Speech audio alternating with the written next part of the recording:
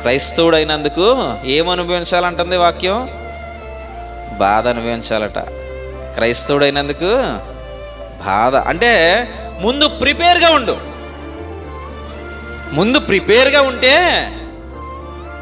నేను 10 సార్లు చెప్తాను ఏమని, ముందు ప్రిపేర్గా ఉంటే నువ్వు ప్రిపేర్ అయ్యాయి కాబట్టి దేవుడు దాన్ని దగ్గరికి రానివ్వడు. ఇంత ఉండు, పొద్దునకే నీ ముందుకు వచ్చి నీ గుమ్మలో కూర్చుంటావు.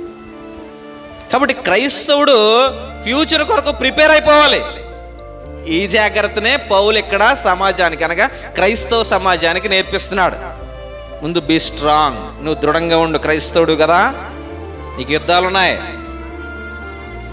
నీ మీద దండయాత్ర జరగచ్చు. గన్నలో కత్తులు కదా యుద్ధాల్లో వచ్చేవి. చెప్పాను కదా, ఈ 4 రకాల యుద్ధాలు ఉన్నాయి. ఈ 4 రకాల యుద్ధాలు మన మీద ఒకేసారి చేయొచ్చేమో, ఒక్కొక్కసారి అన్నీ కలిపి మన మీద యుద్ధం చేసినా నేను విజయాన్ని సాధించగలననేటువంటి ధైర్యాన్ని మనం సాధించుకోవాలి. ఇజ్రాయెల్ దేశం ఉంది కదా, ఇజ్రాయెల్ దేశానికి మన దేశానికి వచ్చిన మరుసటి సంవత్సరం స్వతంత్రం వచ్చింది ఆ దేశానికి. మన దేశానికి 1947లో స్వతంత్రం వస్తే ఆ దేశానికి 1948లో స్వతంత్రం వచ్చింది. ఇలా స్వతంత్రం వచ్చినటువంటి ఆ మరుసటి రోజు చుట్టుపక్కల ఉన్నటువంటి 7 దేశాలు ఒక్కసారి ఇజ్రాయెల్ మీద యుద్ధానికి వచ్చేసాయి. ఇలాగ ఆ రోజే అన్నం తినడానికి సిద్ధపడ్డారు వాళ్ళు. చుట్టుపక్కల ఉన్న దేశాలన్నీ వచ్చేసాయి వాళ్ళ మీద యుద్ధానికి. వాళ్ళు ఎంత సిద్ధంగా ఉన్నారో తెలుసా అండి? 7 దేశాలు కలిసి స్వతంత్రం వచ్చిన మరుసటి క్షణమే యుద్ధం చేస్తే 7 దేశాలని సునాయాసంగా ఓడించేసిందండి. 7 దేశాలు కలిసి యుద్ధం చేసినా సునాయాసంగా ఓడించేసిందంటే కారణం వారి దగ్గర ఉన్నటువంటి జ్ఞానం అలాంటిది. దేశం చిన్నదే, ప్రజలు తక్కువ. దేశం చిన్నదైనా ప్రజలు తక్కువైనా వాళ్ళకి ముందు చూపు ఉంది.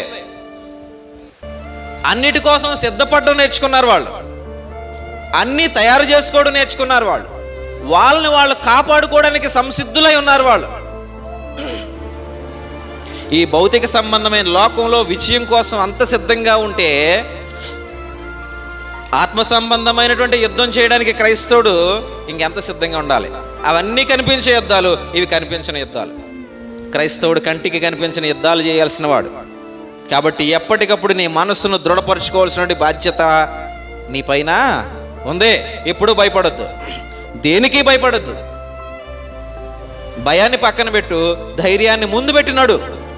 ప్రయాణం సుచావుగా సాగుతుంది. పౌలు సంఘానికి అదే ధైర్యాన్ని ఇచ్చాడు.